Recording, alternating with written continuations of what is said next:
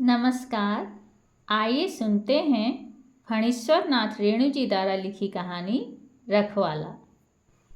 रक्त की प्यासी सभ्य दुनिया से दूर, बहुत दूर, हिमालय के एक पहाड़ी गांव का अंचल। छोटा सा झोपड़ा पहाड़ी की ओट से छनकर आती हुई सूर्य की किरणों में छोटा सा सरकंडे का झोपड़ा सोने के झोपड़े की तरह चमक रहा था। झोपड़े के इर्द गिर्द केले, नारंगी, नाशपाती के दरख्त, फल फूल और पीले हरे पत्तों से लदे हुए। झोपड़े के सामने एक अमरूद का पेड़, खूंटे से बंधा एक बछड़ा था। पेड़ के नीचे बैठी हुई जंगली बेतों और बांस की पतली पतली तीलियों से डोको बना रही थी।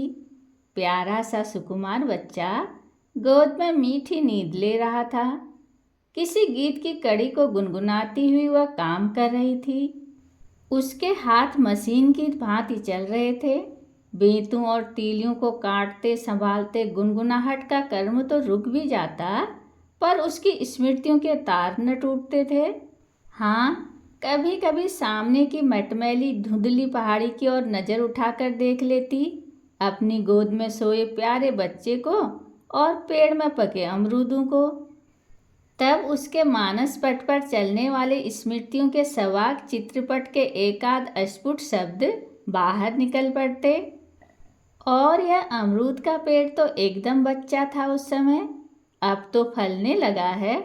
मन ही मन हिसाब लगाकर जोड़ती 11, और फिर अतीत की स्मृतियाँ चलचित्र के समान क्रमबद्ध चलने लगती। 11 वर्ष बीत गए। अमरूद का यह पेड़, और महज 18 वर्ष की थी वह। फागुन का महीना, ऐसी ही धीरे धीरे बहती हुई वासंती हवा इसी पेड़ के पास खड़ी होकर सजल नेत्रों से उनको विदाई देती हुई वह पीठ पर डोको लादे सतरंगे ऊनी कमरबंद से खुकरी को कमर में बांधते हुए उन्होंने कहा था, रुनछस दुत बावली मुजांदे यो डोको फिर रुपया लिए फिर क्यों? धीरज बहादुर को दुल्हन लाए हरन, तैस को कान को झुमका, नाक को नथिया, जब मैं कलकत्ता को न कमाई हो, कलकत्ता में रुपया तैयार हुंच। रोती हो दूध पगली, मैं जल्दी ही डोको भर रुपया लेकर लौटूंगा। धीरज बहादुर की स्त्री को देखो ना, उसके कान के झुमके, नाक की नथिया, सब कलकत्ता की कमाई ही तो है। कलकत्ते में रुपये बनते हैं। 11 वर्ष पहले के विदा वेला के आलिंगन चुंबन को याद कर उसका हृदय धड़कने लगता, होंठ फड़कने लगते और नसों में बिजली दौड़ जाती। गांव का आवारा लफंगा बल बहादुर भी उनके साथ जा रहा था। वह इसी पेड़ के पास खड़ी देख रही थी और वे दोनों सामने की उसी मटमैली धुंधली पहाड़ी की छाया में छिप गए थे। पेड़ पर तोता अमरूद कुतरता, वह हाथ उठाकर हिस कर उड़ाती और स्मृतियों का क्रम टूटते टूटते फिर चलने लगता। 8 वर्षों तक वह प्रतिदिन यहीं कुछ देर खड़ी होकर देखती रहती थी, किंतु उस धुंधली पहाड़ी की छाया से निकलकर कोई नहीं आया था। कोई भी नहीं। खूंटे से बंधा बछड़ा बां बां करने लगता। गंभीर निद्रा में सोए हुए बच्चे को बाएं हाथ से कंधे या छाती पर चिपकाकर वह उठ खड़ी होती, बछड़े को पुचकारती, दुलारती और कोमल घास खिलाती। अरे, तुम्हें इतनी जल्दी भूख लग गई? कहकर प्यार से एक मीठी चपत लगाकर आसमान में सूर्य की ओर देखकर बड़बड़ा उठती, बेला ढलने को है, सुबह ही बिना खाए गया है, अभी तक नहीं लौटा। उसकी रोज की यही आदत बुरी। कुनकुनाती हुई वह वहीं जाकर बैठ जाती और फिर स्मृतियों के देश में विचरण करने लगती है। 8 वर्षों तक कोई न आया। तीसरे साल अगहन महीने में शाम को जब वह आग सुलगाकर बाछा को सेक रही थी कि चंदू की माँ ने आकर कहा था, अरे पुणो, बल बहादुर कलकत्ते से आया है, माझला के आंगन में है। सुनते ही वह नवजात बाछा को ठिठुरते छोड़कर दौड़ी थी माझला के यहाँ। माझला के यहाँ बूढ़े बच्चे, लड़के लड़कियाँ और गांव भर की स्त्रियाँ बल बहादुर को घेरे खड़ी थी। बीच में बैठा बल बहादुर कलकत्ते की हैरत भरी कहानियां सुना रहा था। ट्रेन गाड़ी, मालगाड़ी, हवाई जहाज वगैरह की अजीब अजीब बोलियां वह हंस हंस कर सगर वो सबको सुना रहा था। सब आश्चर्य के पुतले बने सुन रहे थे, अचरज भरी हंसी हंस रहे थे। वह उसके पास न जा सकी थी, पिछवाड़े में ही खड़ी सब सुनती रही। बल बहादुर ने कहा था, हिरण्य दाजू, हिरण्य भैया पलटन में भर्ती भये। सुनते ही वह कांप उठी थी, उसके सर में चक्कर आने लगा था। वह भाग आई थी। अपनी झोपड़ी में पड़ी पड़ी वह लगातार कई दिनों तक आंसू बहाती रही थी। उसकी आंखें डबडबा आई। वह उठ खड़ी हुई, जंगल की ओर देखकर पुकारती, बहादुर। प्रत्युत्तर में खूंटे से बंधा बछड़ा बां बां करता और गोदी का बच्चा रो पड़ता। बच्चे को थपकियों से सुलाती वह फिर बैठ जाती और ताना बाना बुनने लग जाती। हाँ, वह हफ्तों पड़ी रही थी। और यह बल बहादुर, उसे कभी भी भला नहीं लगा था। यह बल बहादुर बचपन से ही वह उसे जानती थी। उसे सैकड़ों बार गालियां दे चुकी थी। गांव की सभी लड़कियां उससे घृणा करती थी। वह जंगल में लड़कियों को छेड़ता था, लेकिन उस दिन अपने को समझा बुझाकर वह उठ बैठी थी। बैठे बैठे गीत की एक कड़ी गुनगुना रही थी। तिमित आयो लखन दाजूला कहाँ छोड़े। तुम तो आए लक्ष्मण, पर भाई को कहाँ छोड़ाए। कि उसने पिछवाड़े से गाकर उत्तर दिया था। दाजू त गया मिर्गा पछी, मैं आयूँ तिन्नों रखवाले। भाई तो हिरन के पीछे गए, मैं तुम्हारी रखवाली करने आया हूँ। उस समय बल बहादुर उसे बड़ा अच्छा लगा था। वह उसको पकड़ लाई थी आंगन में। घंटों बैठकर कलकत्ते की कहानियां सुनती रही थी। उसी दिन से वह रोज शाम को आकर कलकत्ते की कहानी सुना जाता।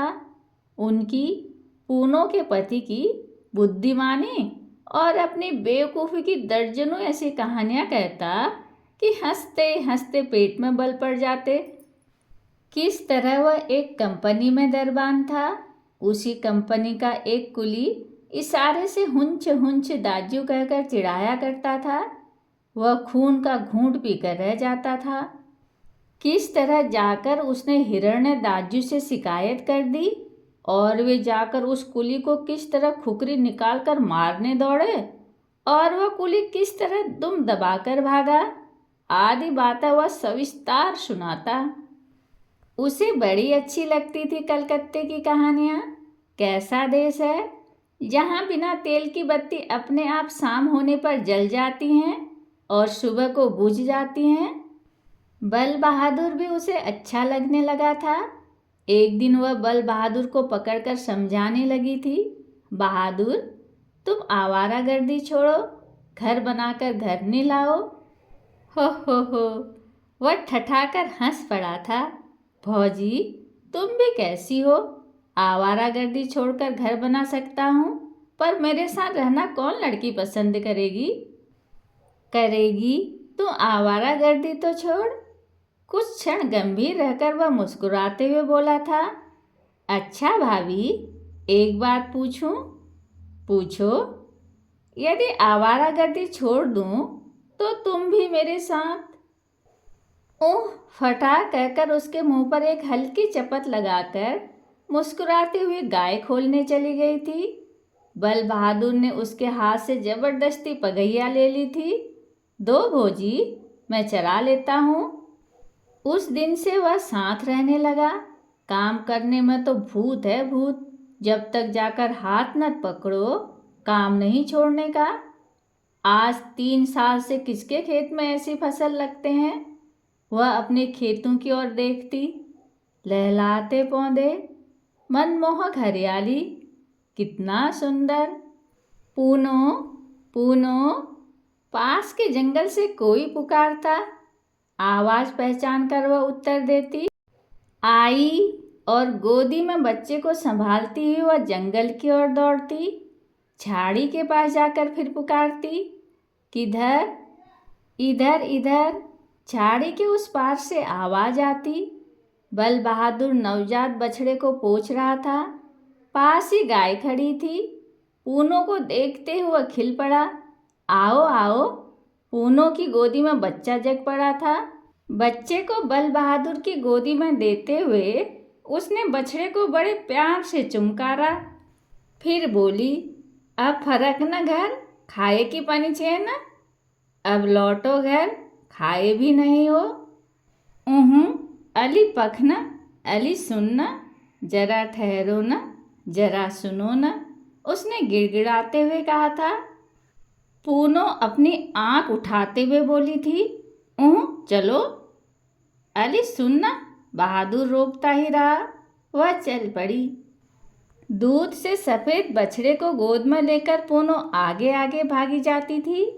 पीछे पीछे सद्य प्रसूता उजरी हुक हुक हिब हिब करती दौड़ी जाती थी। पास ही झरना कल कल कर रहा था और डालियों पर पक्षियों का कोरस गाना शुरू हो गया था। पूनो रुक रुक कर पीछे ही देखती थी। सबसे पीछे बल बहादुर गोद में बच्चे को लिए, कंधे पर लट्ठ रखे, धीरे धीरे विजयी वीर की तरह झूमता आ रहा था। उसकी गोदी में बच्चा रो रहा था और वह उसको अजीब लय में गीत गाकर चुप कराने की चेष्टा कर रहा था। ओ बाबू, गोरी को बछैया माँ छैन रखवारा, चोरी भयो फल फूल ओ बाबू।